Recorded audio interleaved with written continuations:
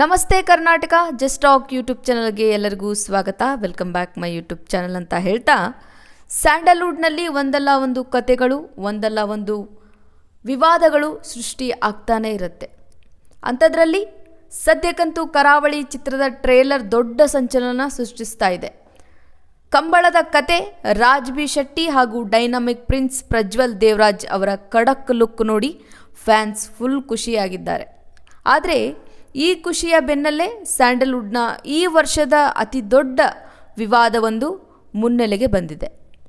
Trailer launch ಈವೆಂಟ್ನಲ್ಲಿ Prajwal Devaraj ಅವರ ಅಭಿಮಾನಿಗಳು ಗಲಾಟೆ ಮಾಡಿದ್ದಾರೆ. ಅದಕ್ಕೆ ಕಾರಣ ಪ್ರಜ್ವಲ್ ದೇವರಾಜ್ ಅವರದ್ದೇ ಧ್ವನಿ ಟ್ರೇಲರ್ನಲ್ಲಿ ಇಲ್ಲದಿರುವುದು. ಹಾಗಾದರೆ ಏನಿದೆ ಕರಾವಳಿ ವಿವಾದ?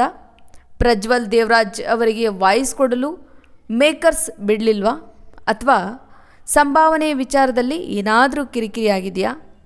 ಮೇಕರ್ಸ್ ಹೇಳೋದೇನು? ಪ್ರಜ್ವಲ್ ದೇವರಾಜ್ ಅವರ ವರ್ಷನ್ ಏನು? ಕಂಪ್ಲೀಟ್ ಇನ್ಫಾರ್ಮೇಷನ್ ಈ ಒಂದು ವಿಡಿಯೋದಲ್ಲಿ ನಿಮಗೆ ಕೊಡ್ತೀನಿ. ಬನ್ನಿ ಇವತ್ತಿನ ಈ ಒಂದು ವಿಡಿಯೋನ ಶುರು ಮಾಡೋಣ. ವೀಕ್ಷಕರೇ, ವಿಷಯ ಇಷ್ಟೇ. ಜುಲೈ 7ರಂದು ಕರಾವಳಿ ಚಿತ್ರದ ಭರ್ಜರಿ ಟ್ರೇಲರ್ ರಿಲೀಸ್ ಆಯಿತು. ಚಿತ್ರ ಜುಲೈ 24ಕ್ಕೆ ತೆರೆಗೆ ಬರ್ತಾ ಇದೆ. ಆದರೆ ಟ್ರೇಲರ್ ಲಾಂಚ್ ಪ್ರೆಸ್ ಮೀಟ್ನಲ್ಲಿ ಪ್ರಜ್ವಲ್ ದೇವರಾಜ್ ಅವರು ಕಾಣಿಸ್ಕೊಳ್ಳಿಲ್ಲ. ಅಷ್ಟೇ ಅಲ್ಲದೆ ಟ್ರೇಲರ್ನಲ್ಲಿ ಪ್ರಜ್ವಲ್ ಅವರ ಪಾತ್ರಕ್ಕೆ ಬೇರೆ ಯಾರೋ ಡಬ್ಬಿಂಗ್ ಆರ್ಟಿಸ್ಟ್ ಧ್ವನಿ ನೀಡಿದ್ದಾರೆ. ಇದನ್ನು ನೋಡಿ ಸಿಟ್ಟಾದ ಪ್ರಜ್ವಲ್ ಅಭಿಮಾನಿಗಳು ಪ್ರೆಸ್ ಮೀಟ್ನಲ್ಲೇ ನಮ್ಮ ಅಣ್ಣನ ವಾಯ್ಸ್ ಯಾಕಿಲ್ಲ ಅಂತ ಡೈರೆಕ್ಟರ್ ಗುರ್ದತ್ ಗಣಿಗ್ ಅವರನ್ನು ನೇರವಾಗಿ ಪ್ರಶ್ನೆ ಮಾಡಿ ಗಲಾಟೆ ಮಾಡಿದರು. ಅಲ್ಲಿಗೆ ಈ ವಿವಾದ ದೊಡ್ಡದಾಗಿ ಎರಡೂ ಬಣಗಳ ನಡುವೆ ವಾಗ್ವಾದ ಶುರುವಾಯಿತು. ಇನ್ನು ವಾದ ಮುಗಿದ ಮೇಲೆ ಇಲ್ಲಿ ಸಿನಿಮಾದ ಕ್ರಿಯೇಟರ್ ಏನು ಹೇಳ್ತಾರೆ ಅಂದರೆ, ಈ ಸಿನಿಮಾ ಕರಾವಳಿ ಭಾಗದಲ್ಲಿ ನಡೆಯುವ ಕತೆ, ಅಲ್ಲಿನ ಭಾಷೆ ಶೈಲಿ ಅಚ್ಚುಕಟ್ಟಾಗಿ ಬರಬೇಕಿತ್ತು. ಎಡಿಟಿಂಗ್ ಸಮಯದಲ್ಲಿ ಪ್ರಜ್ವಲ್ ಅವರ ಟೋನ್ ಈ ಭಾಷೆಗೆ ಸರಿಯಾಗಿ ಹೊಂದುತ್ತಿಲ್ಲ ಅನ್ನಿಸ್ತು. ಹಾಗಾಗಿ ಚಿತ್ರದ ಒಳಿತಿಗಾಗಿ ಬೇರೆ ಆರ್ಟಿಸ್ಟ್ನಿಂದ ಡಬ್ ಮಾಡಿಸಬೇಕಾಗಿ ಬಂತು ಅಂತ ಹೇಳ್ತಾರೆ. ಇನ್ನು ಕಮ್ಯುನಿಕೇಷನ್ ಗ್ಯಾಪ್, ಡಬ್ಬಿಂಗ್ ಮಾಡಲು ನಾವು ಪ್ರಜ್ವಲ್ ಹಾಗೂ ಅವರ ಮ್ಯಾನೇಜರ್ ಕೇಳಿದ್ವಿ. ಕಳೆದೆರಡು ತಿಂಗಳಿಂದ ಕಾಂಟ್ಯಾಕ್ಟ್ ಮಾಡಲು ಟ್ರೈ ಮಾಡಿದ್ವಿ, ಆದರೆ ಅವರು ಬ್ಯುಸಿಯಾಗಿದ್ದಾರೆ ಅನ್ನೋ ಉತ್ತರ ಸಿಕ್ತು ವಿನಃ ಸರಿಯಾದ ರೆಸ್ಪಾನ್ಸ್ ಸಿಗಲಿಲ್ಲ. ಇನ್ನು ಸಂಭಾವನೆ ವಿಚಾರಕ್ಕೆ ಬಂದರೆ, ಪ್ರಜ್ವಲ್ ಅವರಿಗೆ 1,25,00,000 ರೂಪಾಯಿ ಸಂಭಾವನೆ ಫಿಕ್ಸ್ ಆಗಿತ್ತು. ಅದರಲ್ಲಿ 1 ಕೋಟಿ ಆಲ್ರೆಡಿ ಕೊಟ್ಟಿದ್ದೇವೆ, ಇನ್ನುಳಿದ 25 ಲಕ್ಷವನ್ನು ಸದ್ಯದಲ್ಲೇ ಕೊಡ್ತೀವಿ ಅಂತ ನಿರ್ದೇಶಕರು ಹೇಳಿದ್ದಾರೆ. ಇವೆಲ್ಲವೂ ಕೂಡ ನಿರ್ದೇಶಕರು ಹೇಳಿದ ಮಾತು.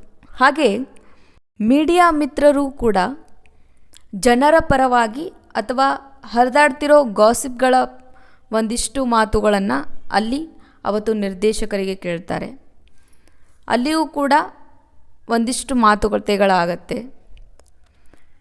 ನಿರ್ದೇಶಕರು ಇಷ್ಟೆಲ್ಲ ಹೇಳಿದರೂ ಸಹಿತ ಈ ಬಗ್ಗೆ ಪ್ರಜ್ವಲ್ ದೇವರಾಜ್ ಅವರು ಮಾಧ್ಯಮಗಳ ಮುಂದೆ ಬಂದು ಬೇರೆಯದ್ದೇ ಸತ್ಯ ಬಿಚ್ಚಿಟ್ಟಿದ್ದಾರೆ. ಪ್ರಜ್ವಲ್ ಅವರ ಪ್ರಕಾರ, ನಾನು ಈ ಚಿತ್ರಕ್ಕಾಗಿ ಸುಮಾರು 2.5 ವರ್ಷ ಟೈಮ್ ಕೊಟ್ಟಿದ್ದೀನಿ, ತಲೆ ಬೋಳಿಸ್ಕೊಂಡು ಕಷ್ಟಪಟ್ಟಿದ್ದೀನಿ, ಬೇರೆ ಸಿನಿಮಾಗಳನ್ನು ರಿಜೆಕ್ಟ್ ಮಾಡಿದ್ದೀನಿ, ಆದರೆ ಟ್ರೇಲರ್ನಲ್ಲಿ ನನ್ನ ವಾಯ್ಸ್ ಇಲ್ಲ ಅನ್ನೋದು ನನಗೆ ಗೊತ್ತಾಗದ್ದೇ ಜುಲೈ 6ರ ಮಧ್ಯರಾತ್ರಿ ಟ್ರೇಲರ್ ನೋಡಿದಾಗ. ಮೇಕರ್ಸ್ ನನ್ನನ್ನು ಕತ್ತಲಲ್ಲಿ ಇಟ್ಟರು, ಆ ಗೌರವವನ್ನಾದರೂ ಕೊಡಬೇಕಿತ್ತು ಅಂತ ಬೇಸರ ಹೊರಹಾಕಿದ್ದಾರೆ. ಇನ್ನು ಡಬ್ಬಿಂಗ್ ಹಾಗೂ ಹಣದ ಸಮಸ್ಯೆ ಬಗ್ಗೆ ಪ್ರಜ್ವಲ್ ಅವರು ಹೇಳೋದೇನಪ್ಪ ಅಂದರೆ, ಮೇಕರ್ಸ್ ಡಬ್ಬಿಂಗ್ಗೆ ಕರೆದಿದ್ರು ಅನ್ನೋದು ನಿಜ, ಆದರೆ ಇನ್ನೂ 25 ಲಕ್ಷ ಬಾಕಿ ಹಣ ಬಂದಿರಲಿಲ್ಲ. ಜೊತೆಗೆ GST ದುಡ್ಡನ್ನು ಕೂಡ ಪ್ರಜ್ವಲ್ ಅವರೇ ತಮ್ಮ ಕೈಯಿಂದ ಕಟ್ಟಿದ್ದಾರಂತೆ. ಆ ಹಣಕಾಸಿನ ಹೊಂದಾಣಿಕೆ ಆಗದ ಕಾರಣ ಅವರು ಡಬ್ಬಿಂಗ್ಗೆ ಹೋಗಲು ಸಾಧ್ಯವಾಗಿಲ್ಲ.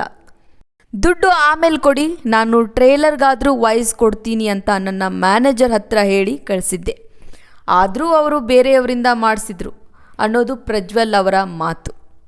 ಇನ್ನು ಈ ಮಧ್ಯ ಸಿನಿಮಾದಲ್ಲಿ ಪ್ರಮುಖ ಪಾತ್ರ ಮಾಡಿರುವ ರಾಜ್ ಬಿ ಶೆಟ್ಟಿ ಅವರಿಗೂ ಪ್ರಜ್ವಲ್ಗೂ ಏನಾದರೂ ಈಗೋ ಕ್ಲ್ಯಾಶ್ ಆಗಿದೆಯಾ ಅನ್ನೋ ರೂಮರ್ಸ್ ಹರಡಿತ್ತು. ಆದರೆ ಪ್ರಜ್ವಲ್ ಮತ್ತು ರಾಜ್ ಬಿ ಶೆಟ್ಟಿ ಇಬ್ಬರೂ ಇದನ್ನು ನಿರಾಕರಿಸಿದ್ದಾರೆ. ರಾಜ್ ಬಿ ಶೆಟ್ಟಿ ಅವರು ಸಿನಿಮಾ ನಮಗಿಂತ ದೊಡ್ಡದು.